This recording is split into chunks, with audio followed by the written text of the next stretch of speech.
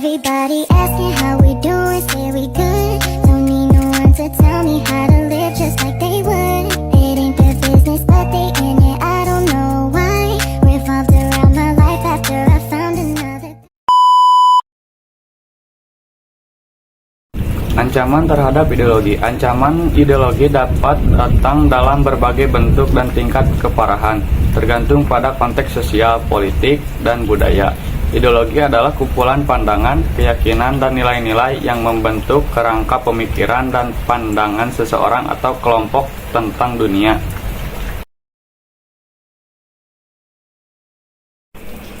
Contoh ancaman terhadap ideologi. Yang pertama, pengaruh asing atau globalisasi. Globalisasi dapat membawa masuk ide-ide, nilai-nilai, dan budaya dari luar yang bertentangan dengan ideologi lokal dan nasional. Ini bisa mengancam stabilitas ideologi yang ada dengan membawa pengaruh yang tajam dalam pandangan masyarakat. Contoh persaingan ideologi. Persaingan antara ideologi yang berbeda bisa mengancam keberlanjutan atau dominasi sebuah ideologi. Persaingan ini dapat terjadi di tingkat nasional atau internasional dan bisa berdampak pada pergeseran dalam dinamika sosial dan politik. 3. Perubahan sosial dan budaya. Perubahan dalam budaya dan struktur sosial suatu masyarakat dapat meruntuhkan nilai-nilai yang mendukung ideologi tertentu. Ketika masyarakat mengalami perubahan secara drastis, ideologi yang sudah mapan dapat dihadapkan pada tantangan besar. Contoh ancaman yang keempat yaitu konflik agama dan etnis. Konflik agama dan etnis merupakan konflik yang kompleks yang melibatkan multifaktor yang sesungguhnya berada di luar wilayah agama itu sendiri seperti faktor ekonomi, sosial, politik, dan bahkan budaya dalam pengertian yang luas.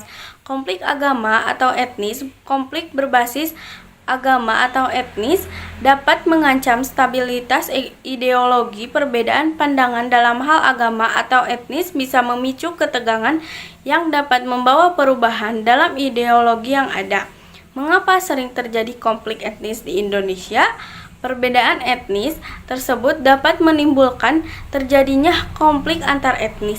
Konflik antar etnis ini terjadi karena benturan budaya, kepentingan, ekonomi, politik, dan lain-lain. Dan demi menciptakan negara yang aman dan tentram, pemerintah harus menyelesaikan masalah konflik antar etnis. 5. Teknologi dan media sosial. Teknologi dan media sosial dapat memungkinkan penyebaran cepat ide-ide baru yang bisa saja bertentangan dengan ideologi yang ada. Penyebaran informasi yang mudah dapat memicu perubahan pandangan masyarakat. Strategi Indonesia untuk menghadapi ancaman ideologi. Ideologi ada kaitannya dengan rasa nasionalisme yang dimiliki suatu bangsa. Ini ditegaskan kembali dalam pembukaan Undang-Undang Dasar 1945. Ideologi merupakan suatu ancaman yang sangat berbahaya karena menyebabkan lunturnya rasa nasionalisme dan bersifat memecah belah kesatuan. Sebagai upaya menghadapi ancaman ideologi yang dilakukan bangsa Indonesia adalah sebagai berikut. 1. Menumbuhkan rasa nasionalisme pada generasi muda melalui pembelajaran kewarganegaraan. Menerapkan paham Pancasila dalam segala aktivitas berbangsa dan bernegara. Ikut serta membela dan menjaga keutuhan bangsa dan Indonesia. Ancaman di bidang ideologi ini merupakan ancaman yang sangat fatal bagi suatu negara secara langsung maupun yang tidak langsung yang berpotensi memecah belah bangsa dan negara.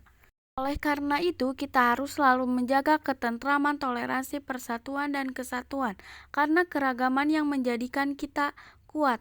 NKRI